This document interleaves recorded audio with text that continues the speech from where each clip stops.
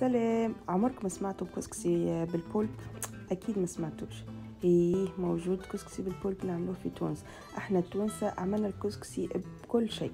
دونك انا واحده من الناس ما ناكلش البولب جمله، لكن صغاري يحبوا برشا، دونك حبيت نفرحهم ونعمل لهم هكا حاجه بنينه اليوم. بما انه جماعه عملت لهم الكسكسي هذا، وما نحكي لكمش البنه قداش عجبهم.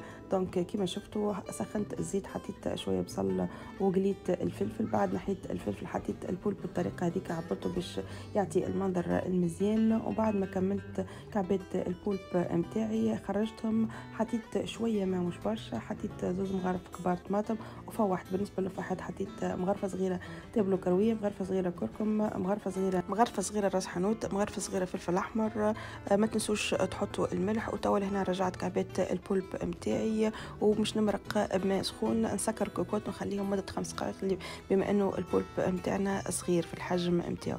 توا هنا حضرت كسكسي، حطيت شويه زيت شويه ملح، وبعد صبيت عليه الماء وخليته حتى يشلل يشرب الماء متاعو، وبعد باش نفورو. توا هنا حطيت شويه خضره وسكرت عليهم الكوكوت دقيقه، وبعد حليتها وصايي. الكسكسي متاعنا حضر كيما تشوفوا، نودكم نشهيكم بالرسمي، جاي بنين بنين بنين على الاخر.